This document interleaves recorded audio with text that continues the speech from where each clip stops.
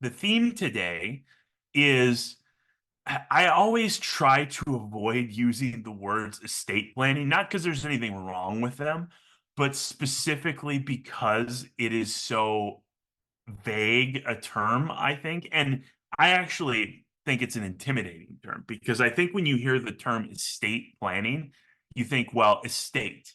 Who has an estate? That sounds like it's something for the uber wealthy who have estates to worry about. But we all have estates. That's the legal terminology for what you leave behind when you're no longer here. I think most people probably get that, but at the same time, it's sort of a term that I'm not too fond of. So you could call it legacy planning. I just think of it as we titled this session, not to be morbid, but what happens when I die? What if I die? What happens? Now, a lot of you may be familiar with this already because perhaps you've helped with a parent's estate. And so a lot of times the way that goes is, well, I definitely know what I'm not going to do in terms of how I leave things for my loved ones, my kids, my friends, who's ever going to be dealing with the stuff after I'm gone. I know what I'm not going to do, but there's still a lot of confusion sometimes about what to do and what your options are. So what I want to get at today is some of the things to think about and some things that I think are really overlooked by people when they think about this. Usually people key in on their money, but oftentimes money is the easiest thing to estate plan for or to legacy plan for. It's all the other stuff that's where it gets tricky. So we're going to talk about that today. But also, as a part of this, and I'm going to reference it directly, each and every one of you on this call has access to something we call our What If I Die workbook. And if any of you logged on last year, we actually went through this workbook live. I'm not going to go through it with you today, although I am happy to help you with it one-on-one if necessary. But this is a booklet, and Aaron will put it in the chat. And it's a PDF that you can download and fill out on your computer. You can print it out and write on it. I actually like it filled out and written on. And by the way, we have had some people with issues downloading PDFs from the chat.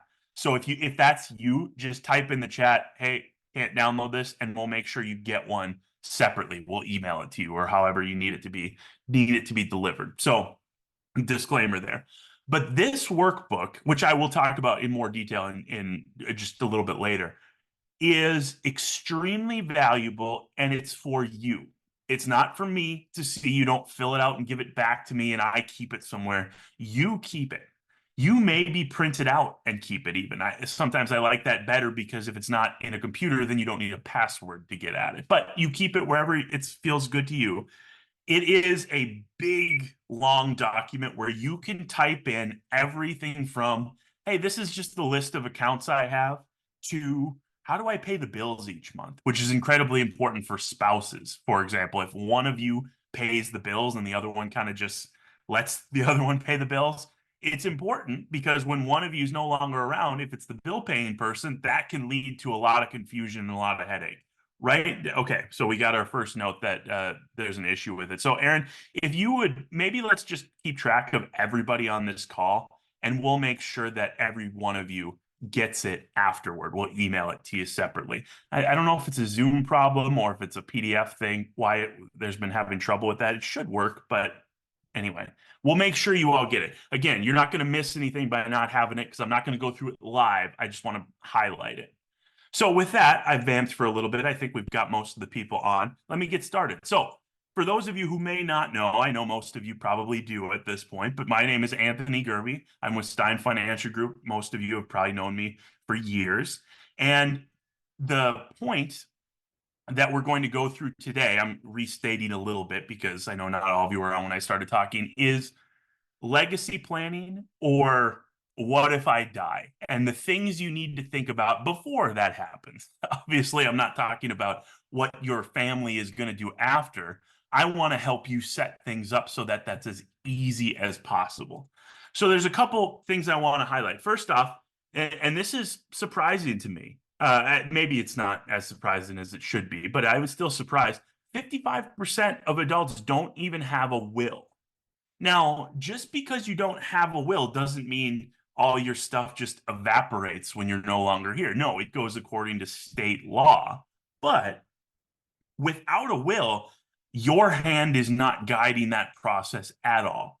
So one of the things I recommend to everybody, even if you already have a will and it's been, some attorneys will tell you 10 years, probably get it updated unless your situation is exactly the same. I kind of like the 5-year rule of thumb to get your will updated, but especially if you don't have one, we at least talk to an attorney about it. They're not prohibitively expensive. I'm just going through it on my end right now because some of you may know I have a daughter now. So my wife and I are getting ours updated to reflect that. And it's a pretty painless process. We're actually going to go through some of the things that an attorney would ask you about as they're preparing a will. And you can go and even do a do-it-yourself kind of will. There's a lot of internet programs that will allow you they format it for you. I don't have experience with those, so I can't necessarily endorse them myself, but I know a lot of people use them. So I have to imagine there's something there that people are finding attractive. But the point is, if you don't have a will, I would really recommend you talk to somebody about that. And I do have a list of names if you're like, I don't know where to start. Who should I talk to? I have some names that I can give you. I'm not an attorney, so it's not something I do, but I will be more than happy to forward you to some great people that I personally work with or that a lot of the people we work with. So I have names for you. But please, especially if you don't have one, or if you haven't looked at yours in a while, or if you've moved states potentially, that would be another trigger point at which to think about doing a new will, because state laws do vary. And not that a will that you did in Minnesota after you moved to Florida, let's say, isn't valid. It's still valid, but it just might not be designed in a way that's conducive with Florida law, for example, or pick your state. So what happens, I don't want anybody on this call to go through this, but for completeness, I think I think we should talk about what happens if you do die with no will, or maybe if you're working on a family member's estate and they've got no will. First off, there's no direction about what happens. It's all going to go according to state law. And a lot of times that means the closest relative inherits the assets, and closest, they're going to search for children, they're going to search for spouses, they're going to search for siblings, they're going to search for eventually cousins. They're going to go next of kin, more or less. But that leaves a ton of room for disagreement. I hope none of you have really experienced too much of this, but I know that some of you have, in which the survivors of an estate have a disagreement about what should happen with. I use this example maybe too much, but I've heard stories of kids fighting over mom and dad's lawnmower because it wasn't spelled out who was supposed to get it. And you probably have examples like that, maybe not from your own life, but that you've heard about in your friend network or something like that. People will fight over the dumbest things, and people who you never would have assumed would fight over it will fight over stuff like that. And it's something that's avoidable. And that's the key with this planning. We want to avoid giving people these incentives. I'll take a digression. I'll probably bring this up again. But one of the classic pieces of things that really causes friction, let's say, is property, houses. Let's make a very simplistic example, but I think you'll be able to see how it applies to really many situations. Let's say there's two kids and they're set to inherit mom and dad's house, and mom and dad have both passed away. And the mom and dad maybe they have a will, and they said, hey, we want the kids to 50-50. We split everything 50-50 for the two kids. Great. They each inherit half the house. The problem with a house is you can't cut a house in half and sell it, right?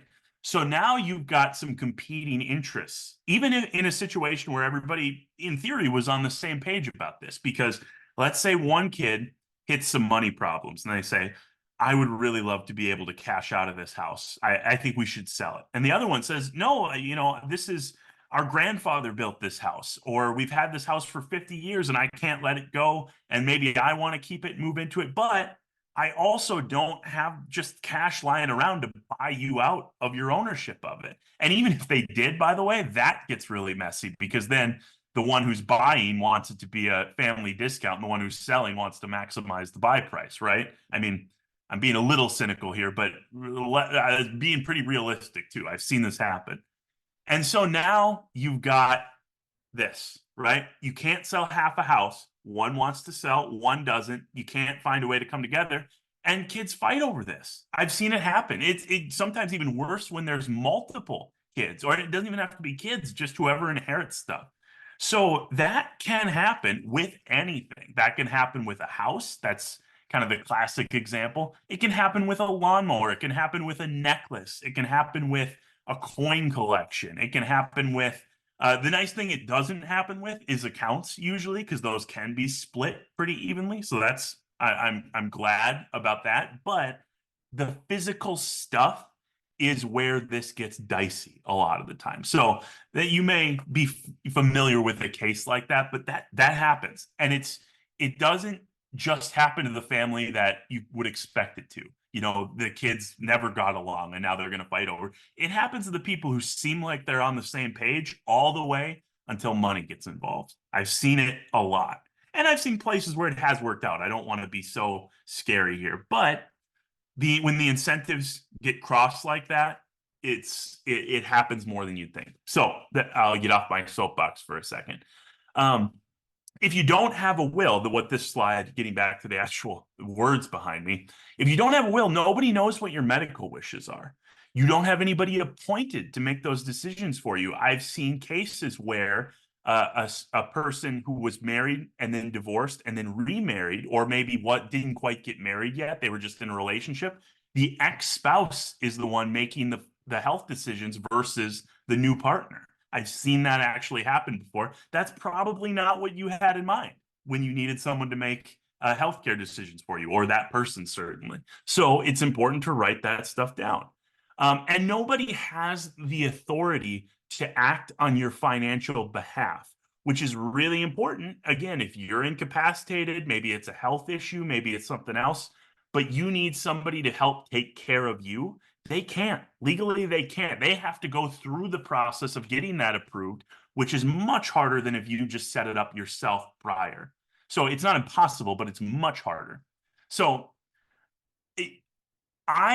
in a way, read this quote. One of the greatest obstacles in estate planning is death denial, so to speak, where people don't want to think about what happens when they're gone. I think this is true, but in my experience, actually, I think there's a lot of people who are ready to think about at least the next step. I think the intimidating thing is not always the scariness of that conversation, although that definitely happens. I think it's the intimidation with, I don't even know where to start with this. I'm just not going to be here. Let's just let the chips fall where they may, maybe. And because it's such a pain to think about, or that's what the perception is. It really isn't, but that getting over that intimidation hurdle is something I deal with a lot with people, is just saying, no, we can start thinking. Let's just break it down piece by piece by piece, eat the elephant one bite at a time, make one decision after another, and that will get us on our way. Again, one of the biggest things you can do right with, I say this about investing, I say this about retirement planning, I say this about estate planning, is just avoid mistakes. You don't have to be a genius. You don't have to hit home runs. What we don't want to do is swing and miss, right? To use a metaphor there. But we don't want to make little mistakes that can be costly, time, emotionally, financially. If we can avoid that, if we can play kind of error-free, that gets us more than halfway there to a successful outcome here. So I really harp on that. If you don't have a plan, so this goes beyond just a will, if you just don't have a thought about how you want this stuff to be organized, your heirs are subjected to a number of different issues. Probate, I'll talk about probate later. Probate isn't as scary as I think a lot of people think it is, but can still be annoying. Creditors, right? They're now dealing with all of your debts potentially if you don't have a plan for this. Not that they're having to pay it, but they're paying the creditors out of your assets versus just inheriting them. Lawsuits, judgments, legal fees, you get the picture. There can be headaches involved if we don't plan this out in advance. we have this fun little slide. I'm not going to go through each one of these cases. This is actually from a previous presentation. I wanted to highlight it. There are celebrities, we all know Prince, or most of us do, being in Minnesota, and kind of the issues they had with his estate. But one that you may not be familiar with is Aretha Franklin. And Aretha Franklin is always the example I use celebrity wise because it's, first of all, what a mess. Aretha Franklin had multiple handwritten wills signed at different dates and times, and neither one, I believe it was just two, but it might have even been more than two, but none of them had the information about this is now the final and correct one, right? They were handwritten. And so there was an intense legal battle with her kids to see which will was the one that was going to be enforced by the court, because obviously there was some money at stake there. And obviously the wills, being different, were written to favor different people at different times. And it was a nightmare. Now, that's an extreme example. And obviously Aretha Franklin had a pretty considerable estate. So there was a lot of, people were fighting tooth and nail to get their version of the will enforced. But all avoidable, all avoidable. I think that's the main message of today is this stuff, these problems are avoidable as long as we take proactive steps. So what are the problems that people experience? And I am going to get to the solutions to these two. I'm not just going to harp on all the things you can do wrong. I'm going to help talk about what we can do to better prepare. But what are the problems? No will or trust or advanced healthcare directives. Not everybody needs a trust. My opinion, most people need a will. So I'll explain what the difference between those two is. But not that trusts are bad. Trust can be very good, but not everybody needs a trust. Most people should have a will, though. 99%, in my opinion. I can't really think of an advantage to not having a will, unless you just really hate attorneys or you don't want to pay the fee. Overlooked provisions such as guardianship for minors. So this is a good example. If you haven't done a will for a while, and I speak because, again, we just updated ours, there's a couple questions that the attorney is going to ask you. And this is what you need to be thinking about when you walk into that appointment, as far as what needs to be in place to create a will. Who gets what? Number one. Number two, sometimes the overlooked part. When do they get it? So if you have a child like I do, who is 1 year old right now, and she is at the point where, do we want her to just, if both my wife and I were to get hit by a bus tomorrow, do we want her to just inherit everything through a guardian at that point? Maybe, maybe not. It kind of depends on what our philosophy about that is. Maybe we don't want her to inherit anything until she's 25 or 30, or she gets a chunk at 25 and then another chunk at 30. I'll give you the example of my dad. So I'm an only child, and my dad had a trust in place that would specify that I was only going to receive funds if he had passed. He's still around, thankfully, so this never ended up happening, but that I was only going to receive money from him once I turned 25, and then every 5 years thereafter, up till age 40, I think. And that's actually pretty common. That's a common way of doing it.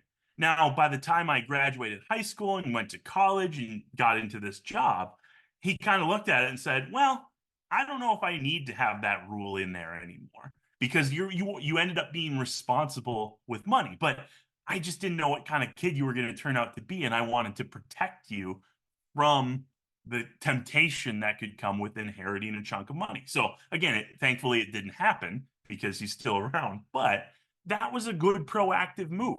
So thinking about who gets what, but also when they get it. If you have children or potentially grandchildren that you may be responsible for, who's going to be the guardian? Who's the backup guardian? That's something to think about, right? If you've got somebody, hey, they would be a great guardian. What happens if they get hit by a bus, right? Who's next up? Think about that. There's no extra tax planning if you don't have an estate plan. So you may be forcing your beneficiaries to inherit something that's lower value than it could have been because of poor tax planning. And finally, just the strains. I think the final bullet point here should really just be, are we creating incentives for people to fight each other over the smallest and dumbest things, right? That's what we can avoid with a good plan.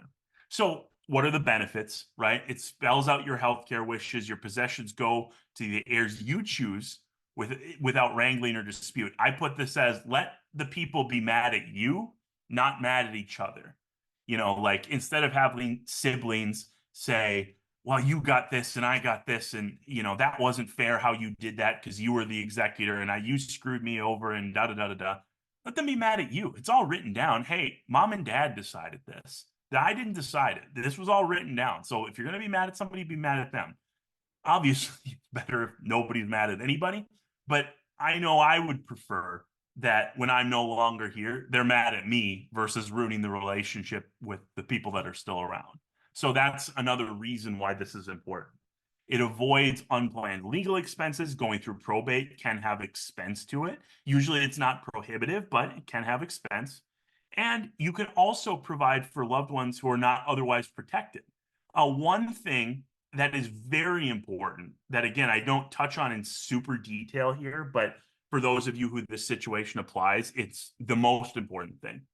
If the person or people you want to leave something to have special needs and therefore are on potentially government assistance, almost mandatory is what I would say, that you need to have a well done estate plan.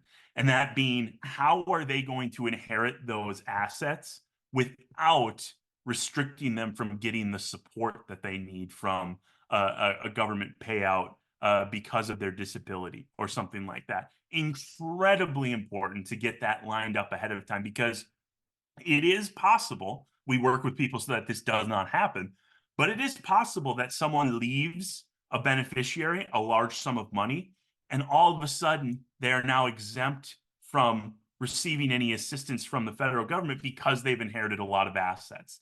Now, if they inherit enough assets and they want to do it that way, okay, that's one thing. But a lot of times when that does happen, it might have been unintentional. And that can really set the person with the disability back. So you have to be very careful about how you want to do that. If that does apply to you or you want to know more about that, we should absolutely be setting up a one-on-one, because those situations are so specific. I couldn't get into all the minutia there within the time we have right now, but I wanted to bring that up because it's incredibly important to get that lined up correctly. And there are special needs trusts and there's special needs estate planning specifically in that genre. So I'll leave it there for a second, but incredibly important topic.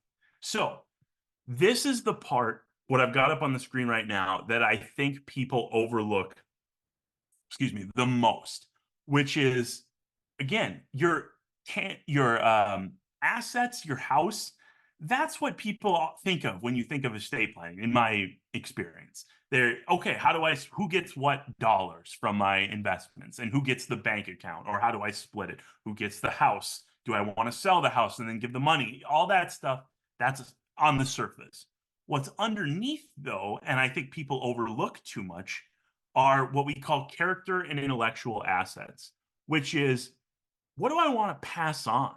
It's not just about property. It's not just about money. It's your heritage, for example, not your ethnicity per se, but your cultural heritage, what you believe in, what you felt was important while you were here, your values, your interests, your hobbies throughout the years. Not that you're trying to force anybody to be like you necessarily, but you spent your life building those things. And there are ways that we can pass those on. Actually, that booklet that I talked about, the What If I Die, has entire sections dedicated to, hey, how did you feel about things? What was it like living your life? What would you want someone who was reading this after you're gone to know about you? Your business systems, your friends, the people, the experiences you had, your ideas. I know that sounds kind of vague, but this is what's especially valuable for not one generation beneath you, whether that's kids or just friends or whoever's going to inherit, but two generations, grandkids, people way in the future who maybe didn't know you as anything other than grandma or grandpa, or just, they only knew you after you retired. So they didn't know you for the first half of your life potentially. What would be important for them to know? Hey, did you know that I grew up here and this is what my life was like? You don't have to write a book for this. Some people do. But what would you want to pass on? It's up to you. You can say, I lived my life, go out and live yours. And that's fair. But if you have things that are important to you, if you have, how often do I hear, oh, that reminds me, my dad always used to say this, that, the other, right? A lot. But that stuff's all just living up here. It could live on a piece of paper somewhere that other people could reference at some point. So think about that. Don't overlook that, is the point. Generational planning, another kind of buzzword term. It's it's a two-phase process that expands your estate planning. That incorporates the intangible stuff that I just talked about. That's what we call generational planning. The real thing is just to have a plan again, right? So what are our objectives here? Number one, we want to pass on a family's tangible wealth and assets included in traditional estate planning. That's the baseline again, right? But second, and again, overlooked, conveying your values and history, its legacy to the next generation is something that is overlooked too much. I just talked about that. So here's how to think about this. Here's how I would organize it. Now, you can do it however you want, but I think this is a helpful way to look at it. So most people, and I would agree, that when you're the first person you're thinking of is if you have a spouse or a partner, you want them to be taken care of if you're no longer around, right? So my goal with myself and my wife are if I get hit by a bus, she's got money to work with, to live on. We can pay off the house. Our daughter's going to be taken care of. I'll get to children in a second, but she's going to have the resources to take care of our daughter and is able to carry on managing finances alone, right? That's usually goal number one. And that's what I recommend people think about at least. Then it's the children. And it's not just about, well, I want my child to be taken care of. That's kind of baseline. But are they prepared to inherit something if you're no longer here? And what I mean by that is, are they 16 years old and liable to just blow through this money because they don't understand financial responsibility yet? Some 16-year-olds probably do understand financial responsibility, but some definitely don't. So are they set up to inherit this money, or do we need to put in some guardrails for them? If we're talking about a trust, for example, you can put in clauses that they have to show a need for the money in order to receive it. I've had people ask, hey, we have a child who unfortunately has some chemical dependency issues, and they've been working on them, and we're working through it, but I'm very nervous about passing money to them very, all at once, very quickly, very easily. Can I put up some guardrails? Absolutely, you can. That would make you potentially a good candidate for a trust, and we can help point you to people who can help with a trust. We can help you run a trust. But the trust would give you the ability to, if you wanted to go so far as saying they have to pass a clean drug test before they can access any money. You can do that. And I hope that's a very specific example. My point in bringing that up is you can put guardrails and controls really to a high degree on a trust that will force your kids to kind of get the money for, in your mind, what the best purpose would be, or at least have a good reason to need it, not just, hey, I'd like to cash out some money, I'm going on another trip. Maybe that's what you want them to do. That's fine. But if you are nervous about that, there are ways to control that. And then also, when they do inherit the money, make sure they understand, and again, we can help with that, how to do it in the most tax efficient way possible so that they're not paying extra taxes that if they did it a different way, they wouldn't have to. Very important that they understand those rules because they're the ones now that are going to be on the hook for those taxes.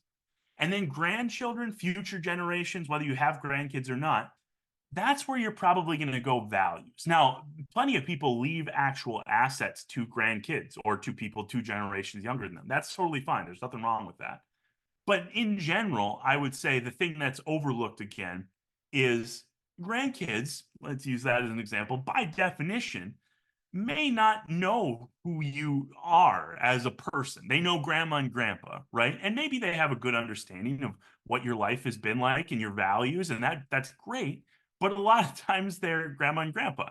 And you are not just grandma and grandpa. You're I'm thinking of vague names. You're Ann and Bob, right? Or whatever your names are. So let them understand the real you, not in a way where you sit them down necessarily, although you could do that and say, hey, we just want to talk to you about what's important to us. Hey, that could be a great way to do it. But have them understand via a document or via something that you've saved to say, hey, this is what was important to us. Take it as you take it, but this is what was important to us. This will help you know us a little bit better, especially as we're not here anymore. That's one, again, one of the things that What If I Die workbook does really well. It has just prompts for you to go through and kind of write what's important to you. So even if you don't use it for the financial kind of ledger part of it, use it for the values part of it. It's just going to make you start thinking about those questions in an interesting way. And then everybody else, so your non-family, non-friends, people who aren't going to quote unquote inherit anything from you, make sure that people understand that what was important to you. You've written down, hey, we really enjoyed this nonprofit giving there because we really felt like they did great work. Or maybe you do leave them some money in your estate. That's always possible. But just thinking about that beyond just the immediate. So you want to think about all four of those aspects, excuse me. So this is my little primer. Again, I see some people were able to open the PDF in the chat, some weren't. That's okay. Either way, we'll make sure you get emailed it. But it is an in-depth document. It is many, many pages where you can lay out your financial information, and that's incredibly important for a spouse or for kids, for example. But you can also lay out, again, your values and your medical information. And it's meant to be sort of this all-inclusive in case of emergency. And genuinely, I encourage you to stick it somewhere secure, but maybe not somewhere behind, like in a safe or on a computer with a bunch of passwords, because then it can get hard to get at. You could do it that way as long as the people know how to get at it. But put it somewhere safe and put it in a little folder that says ICE, in case of emergency. And that's what, if something happens to you, go look at this book. This has got everything. This is which credit cards pay which bills every month, which checking accounts pay which bills every month. Again, that's a thing that gets overlooked. And I've seen it a lot of times where the spouse in a relationship who takes care of that passes, and the other one just does not feel prepared to handle the household, much less all the other pieces that come with it. It's got everything you could need. It's a worksheet for you. You don't send it back to me. This is only for your benefit. And if you would like, or you can download digital copies of it. So make as many copies as you want and hand them out if you'd like. But if you would like additional copies, or you'd like us to send them to someone you know or to your kids, just blank copies, we can do that. So just let us know if you're interested in that. So I'm going to talk about some of these documents now. And I'm going to talk about what they're used for and why you may or may not want or need them. So this is kind of the part where you can write down some definitions if you've got a pen and paper handy. So Advanced Healthcare Directive and Power of Attorney for finances. You'll just hear it called Power of Attorney. So first off, there are a couple different things that you need to know the definitions of. Maybe just for when you set them up. You can forget about them once they're set up. But let's start with power of attorney. A power of attorney has the ability to act on your behalf in legal and financial matters, but not while you're incapacitated. That's the thing that people get wrong. They think, well, I've got a power of attorney. If I go into a coma, for example, somebody can handle all my stuff.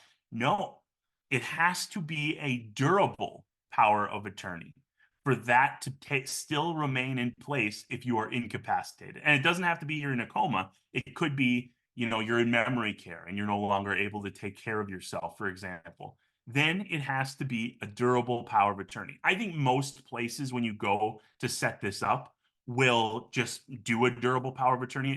Yeah, in my opinion, it makes more sense to do a durable power of attorney because it covers more contingencies. But just know that that word durable is really important. So that's the one to write and underline. Then you've got healthcare situations. There is what's called a medical power of attorney, which is durable by default. And that is the person who you've designated, hey, if I'm in surgery and they come to a fork in the road and they have to make a decision, this is the person making that decision for me, right? So it could be a spouse. If there's nobody appointed, they probably would go to your next of kin anyway.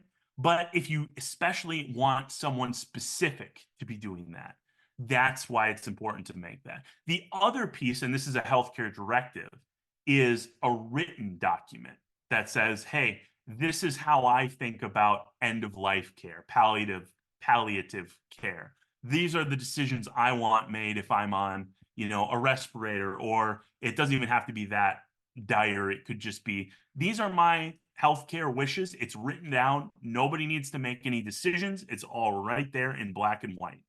So that's a good thing to have if you have, again, strong feelings about, I want this to happen. Put it in writing, a healthcare directive or living will. You'll hear living will talked about, so very similar documents. You're trying to accomplish the same thing, which is writing down what you want to happen in healthcare situations specifically. Obviously, a regular will is what you want to happen with your estate, with your assets, with your property, with your intangible things too. So, why get organized? It makes it easier. The why get organized, forget all of these bullet points. Not that they're not valuable and correct, they are. But the reason you get organized is because for those of you who have cleaned up for a parent and felt like it was a crushing nightmare as you started to wade into the mess that they left behind, that is why you get organized, so that the people who are doing it for you don't have to feel that way. Now, maybe you've been lucky and you haven't had a situation like that. Great. Still, you don't want to be the first one to make that for the next generation. Just be organized. Just be organized. That goes so far in getting things cleaned up. Those of you who have done it know what I'm talking about.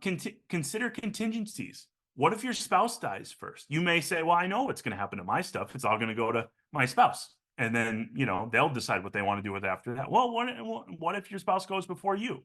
You could always update things, but you might want to just build in that contingency right away.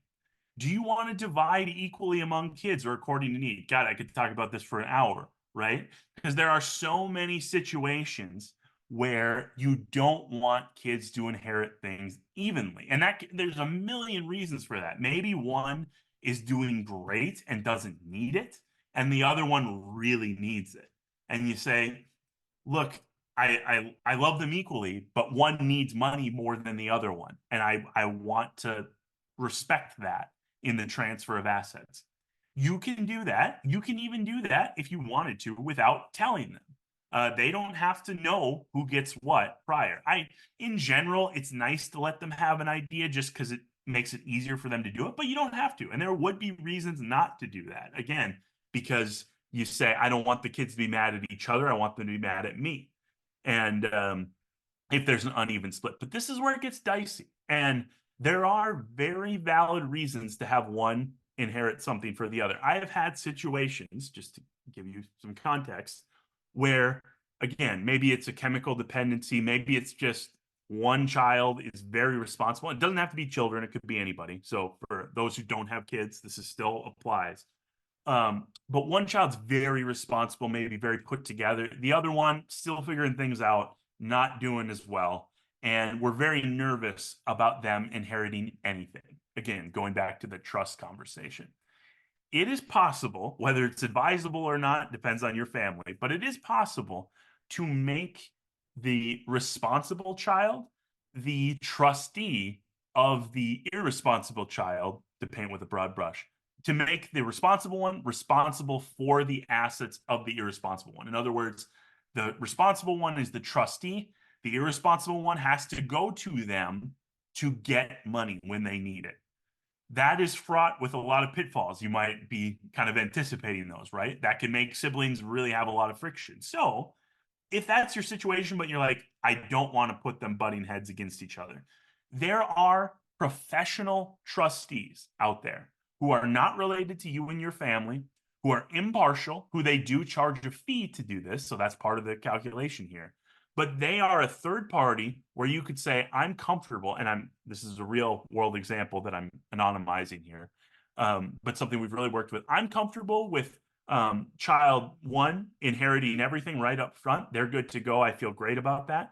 I'm not comfortable with it for child two. Their assets are going to go into a trust, and there's going to be a third party that's going to gatekeep those assets. They're only going to be able to be used when my criteria as the parent or as the benefactor is met, that person can receive those funds. That could be an age thing. That could be a maturity thing to kind of define however you want it. It could be a need thing where like, okay, yeah, if they get X amount of debt, I want them to have access to these funds or whatever. But know that that is an option and it's common because kids or whoever, everybody's different and everybody handles money differently. And we should take that into account when we're doing your plan. Do you have anybody else who you'd like to give money to or assets to? Grandchildren, other friends, relatives. All that's on the table, even charities, for example. That can all be part of your plan. You don't have to just say, well, I'm giving everything to my kids, but my kids know that I like to donate to the Salvation Army every year, right? You could just write that in from the get-go, and then they don't even have to think about it. It's happening automatically. So just know that that's an option. Special needs. Again, I talked about that earlier. If there's a special needs, it doesn't even have to be a child. If it's just someone in your life who has special needs, especially if they're receiving assistance for their potential disability, that needs to be planned very carefully so as not to contradict any of the assistance that they're already receiving. And I do encourage people to talk to the next generation about this. Everybody's different. We live in a state where money sometimes isn't talked about very much, kind of that Midwestern Minnesota ethos. And I mean, I can't tell you that's wrong, but what I can tell you is it usually goes easier for the people who are going through the estate to know what to look for ahead of time. And that could be as simple as, hey, when I go, here's the name of our attorney who did our will. Here's the name of Anthony, our financial advisor, and you call them. And they're going to have everything organized and they're going to be able to tell you what to do. And everything should be written down so you won't have to worry about, missing something or something like that. Great. That works. But at least give them the people to talk to if that's the case. And that one of those people would be us, for those of you who are currently working with us. Work with financial professionals. A will isn't always the way. Some assets can be transferred through titling. So let me talk about probate for a second. Probate is the system through the courts that transfers assets that did not have a specified beneficiary on them. So if you were going to write this down as simply as possible, probate equals no beneficiary. And why that's important is everybody in here who has a deferred comp plan or an IRA or a Roth IRA or any other pre-tax or really most accounts can have a beneficiary put on those accounts, meaning it's written in to the contract who gets this money. That supersedes a will. So one thing you don't want to do is write in your will, I want the kids to split this money 50-50, and then in the account say, no, I want it to be 60-40. Because it's the account that's going to win that battle. Whatever's written on that account, that's how it's going to go. So just know that, first off. But secondly, anything that has a beneficiary on it does not go through probate. I get this question a lot, so I'll give you the concrete answer. Let's say something happens to you and you have your account with us, for example, and your beneficiary calls up and says, hey, this has happened. I understand I'm the beneficiary or one of the beneficiaries. I would like to start the process. We'll say, very sorry to hear that, probably.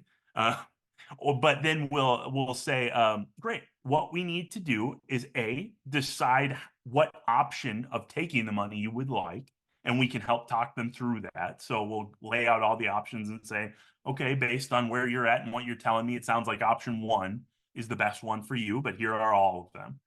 And secondly, we need a copy of the death certificate because the company is always going to want to verify that the event is actually taking place. But once we have that, then the money can transfer over. You can set up a new account. I'm being general because depending on what the money was prior determines how it transfers. But in general, it's as simple as proving that the event has happened, deciding how you want the money based on your options, and then we make the rest happen. So it can be a very clean process. But that does not go through probate. So that is a reason for you should be checking not just on who your beneficiaries are for all your accounts, that you should definitely do too, but that all your accounts have beneficiaries on them. Because it is possible to have an investment account that does not have beneficiaries. So if you are not sure about that, get in touch with whoever holds the account, get in touch with us. We can help, even if it's not an account we manage, we can help you figure out whether there are beneficiaries on it or not. And for those of you who do work with us, we want beneficiaries on every account. So if you work with us, we have already worked to put that in place. We can always change beneficiaries too. So if you do have a change, let us know. But just know that that is a powerful tool to avoid probate. And again, probate specifically is for accounts that don't have beneficiaries. That could be a bank account. Bank account might have to go through probate if it doesn't have a beneficiary. It's not the end of the world to go through probate. You have to maybe pay a fee, a filing fee. You might have to file some documents. You can get an attorney to help you with it. Sometimes you can do it yourself. It's not huge, but it can be a pain. So we want to, if it's just as easy as naming a beneficiary, we want to avoid it if possible. So as far as a will goes, again, work with an attorney is my recommendation. That's what I did personally. So that's why I recommend it. I think it's worth working with a pro to get this stuff done. And they can make you aware of things that you did not think of. Like again, specifically for my family, it was okay. You have a 1-year-old daughter. Who do you want if you and my wife Emily are no longer around? This is the attorney talking to me. Who do you want to take care of her? Well, we're thinking about it and we're like, well, maybe grandma and grandpa would be nice. You know, they have a great relationship. I think that would be a great thing. But it's grandma and grandpa. So what if they go before us? Well, now let's think about the next person in line and maybe even one more after that, because you want to have those contingencies put in place. That's what a good attorney will help you think about, not just the surface level, but one layer deeper, maybe 2 layers deeper. Leave behind a piece of yourself. These are just some ideas I have. This doesn't have to be yours, but write down your memories. Again, that booklet that I talked about will help you do all of this. So if you want just a prompt for it, you could just have it in a spiral bound notebook too. There's nothing wrong with that, as long as people know what it is and don't just throw it away when you're gone and not read through it. But write down your memories. What's important to you? I remember when this happened and it was unbelievable. You know, pick your world event or family event or personal event. I remember my wedding day. This is what it felt like. This is what it looked like. This is why it was so meaningful to me, blah, blah, blah. Right.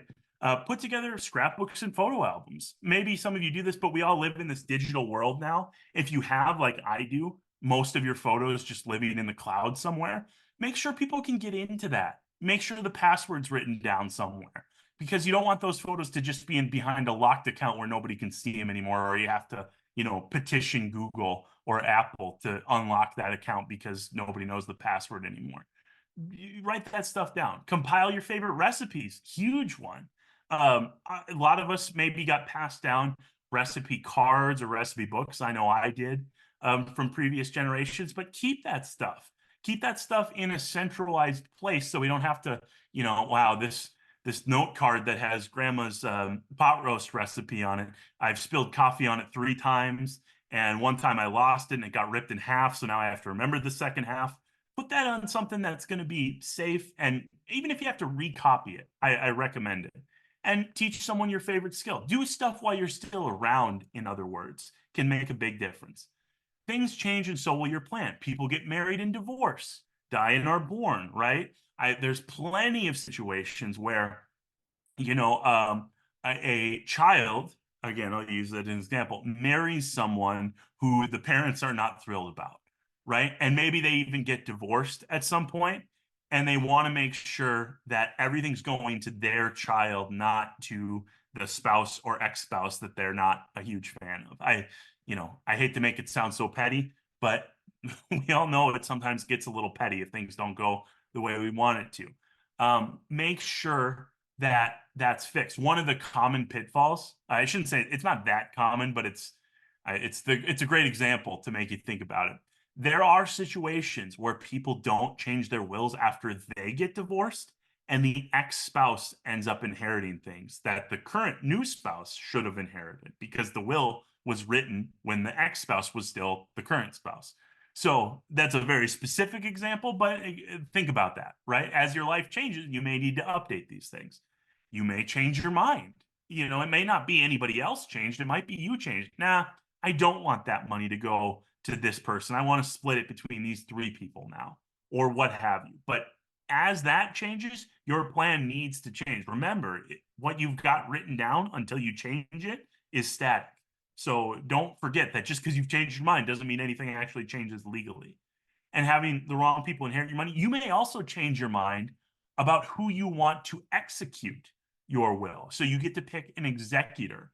And that's a person generally who you should feel is pretty responsible and who will do things the way you want them done, not necessarily the way they want them done. Now, you may say, I really trust this person. I trust their judgment. I'm just going to let them go with how they feel about it. In general, I don't prefer that. I prefer the person who you sit down and you talk with and say, look, I want you to be the executor of our will. This is what's in the will. This is who we want to get what. I want you to be as close to my wishes as you possibly can be. I like that approach better because that's kind of the whole point of why you've written the will, right? You definitely want to pick somebody who you trust their judgment, but you pick somebody who's going to trust your judgment too, I guess is the way to put it. So this is how we can help you. This goes for people who work with us currently, as well as people who may work with us who are on this call who don't currently. We can help you develop a plan. This booklet is meant to be your part of the equation, but you can come in and we can talk about, does a trust make sense? What do we need to do to update the will? How are your accounts set up so that we know who's already set to inherit what? We can do all that. Share resources. We can refer you to people who can help you set up a will. We can get you a trust set up. We can refer you to an accountant. We can refer you to estate planners. All that stuff. We do estate planning, but the legal estate planners. So we have a great network. If you're looking for somebody, just reach out and say, look, I don't know if you do this or if you know somebody who does, but here's what I'm looking for. I'll tell you right up front, oh, hey, we do that. Here's what I would recommend. Or, hey, I actually don't do that, but I know somebody who does. I feel great about them. Feel free to reach out or I can reach out for you. We can even set up a time for you to meet with them at our office if you're local. And obviously, if you're not local, we can still refer you to that person. You could set up a time with them on your own. But we have a great network, so lean on us for that. And we can provide you personalized support, right? We can, as things change, as life evolves, we can react proactively to avoid those mistakes. So that would be my pitch for those of you who maybe are feeling motivated by this, which I hope you are, is how can we make this better than what you've already got down? But we can't help you if we don't communicate. So that's your reason to set up a time to talk with us. And there's actually an announcement I have to make too for those of you who aren't currently working with us. For those of you who are, we're already talking about this as we meet, and we can talk about it even deeper if that's something that you want to talk deeper about, deeper than we've already talked. But for those of you on this call, and there are some of you who don't currently work with us or have accounts with us, in the past, I get the question a lot. Well, how do we work with you if we want to work with you? And the classic answer is, well, we can manage your accounts and kind of build the plan that way, or we can just do straight up planning. We don't have to manage your accounts at all to do planning. What I want to say is, for those of you who maybe are still working for Minnesota public institution, you have deferred comp. You say, well, as long as I'm working there, I can't really move anything over to your management anyway. So, how would I work with you if I wanted to? We have programs where we can come in and do this sort of work and even help you with your account, and while the account is still outside of our group. So if you're curious about that, let's set up a time to talk, because that's something that we hadn't done in the past. We hadn't been able to do, but we do have the ability now to help you just manage your account if you want and make sure that your beneficiaries are in the right place. Or just, and this is a little bit outside the scope, but since I've got you here, I wanted to make the announcement, even just talking about the investments themselves and how you're set up for your retirement. So I won't go into more detail than that right now, but I just wanted to make that announcement because I know some people have been asking that, and we actually have a new program where we're able to do that. So ask more about details, set up a time with us, and we can just talk about it. There's no cost to set up just a one-on-one kind of deferred comp meeting. So thank you, people who work with us currently, for that little spiel. there for being patient. So this is what you can get out of this situation. I hope this is what all of you get out of it. Security, your loved ones will be provided for. Confidence that you've got things set up correctly. Clarity, empowerment.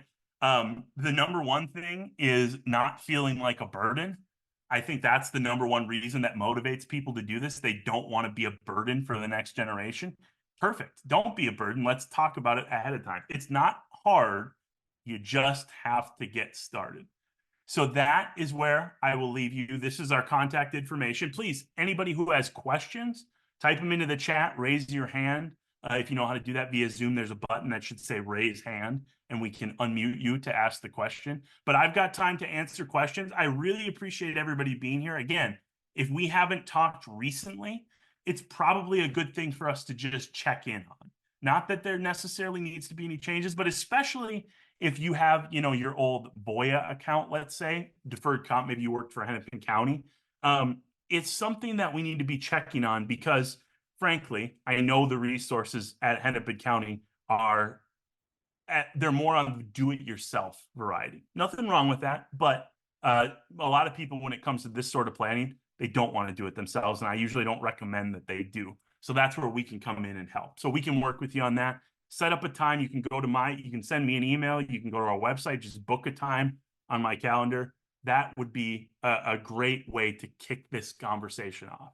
So if you need to run, we're at time here, more or less. So feel free to log off, but I'm also able to take questions and make sure that you get that What If I Die workbook. We'll make sure to email it to you. But again, it's also in the chat, assuming you're able to download it. I know some people haven't been. But that is a great tool to help organize all your thoughts on this. Okay. You know what? I did a healthcare directive, but it was incorrectly done. So now I have to redo it.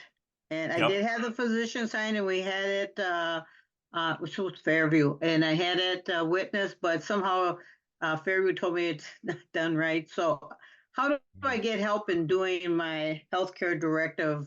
I have the form, but there's 10 million questions on there, and some of them I don't think are necessary, but I don't know what needs to be filled and what I can leave out. So how would I get help in doing that? Yeah, great question. So if you've got the form, my impression of what you're asking is they have the 10 million questions about all the possible healthcare situations you could run into, and that's kind of what you're thinking of?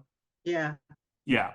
So my first blush answer to that is, could you talk to an attorney who specializes in this? Yes, but if you already have the form to do it, they're probably going to look at you and say, well, what do you think? This is about what you want. And then you might be paying an attorney to just ask you what you want anyway. So that may not be the first place I go. I would actually see if either your doctor or just the medical system that you're part of, if it's Fairview, has somebody who could help walk you through it. Just, Okay. Just explain, hey, when you're saying this particular terminology, what does that really mean? That's where I would go. I mean, you could certainly find somebody, just another person you trust, to kind of go through it with you. But if it's more about the terminology than the actual filing, that's where I'd go to actually somebody in the medical profession. I mean, I don't know if I'd book a doctor's appointment and just walk in and hand them the piece of paper and say, let's go through this. That's all I want to talk about. But I'm suspecting, it's a great question. I'll do even a little more research on it too. But I'm suspecting that these healthcare organizations have somebody who could help you at least walk through it and understand it better. So that would be my first blush answer to that. Because again, an attorney, yeah, they might be familiar with the form, but they're just going to look at you and say, well, this is supposed to be what you want. What do you want? And now you're paying an attorney for, little help, basically. I saw there was another question. Is there a charge for your services? Yes, there is, depending on the service. There is no charge to set up the initial meeting where we kind of talk through, assuming you don't already work with us. If you do work with us, we're charging you for some of our services at least at this point. But is there a charge? Yes. At this point, we would set it up so depending on what they would want to do. If they want us to manage our money, or excuse me, if they want us to manage their money, there's a percentage fee on the account. If they want to do a plan, there's a flat fee for the plan. And if they just want not a plan, but just help with the account that they have through work, deferred comp, for example, then we would still have a fee charge for that. And we can't charge it directly to the account, but it works like a minor version of if the account's over with us. So there's a percentage fee, but it gets billed and it gets paid not out of the account, but out of your checking account or a credit card. So I can go into more detail on that, but there is a fee is the short answer. Yes. Okay, next question. If we want to leave money to minor grandchildren when they are older, where does that money live until it's dispersed to them? It depends. If you do it through just a will, it will live in the protection of who's ever the guardian of those grandchildren until they are older. Maybe that's their parents, or depending on the situation, whoever their guardian is. So it'll be in an account that the guardian will have control over. The way that I would do it is probably not through a will. If you're really like, I want this money only to go to grandkids only when they turn 18 or 25 or whatever age you want, that may be the time to think about doing a trust.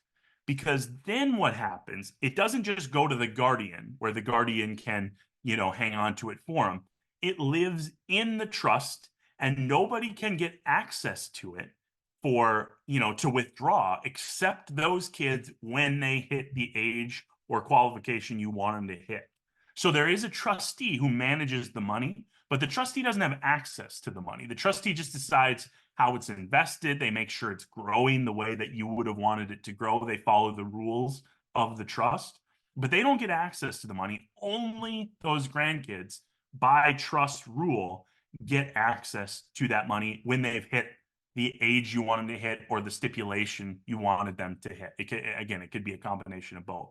So you could do it through a will. I would say it probably depends on how old the grandkids are. If they're very young right now, that would make me lean more towards a trust.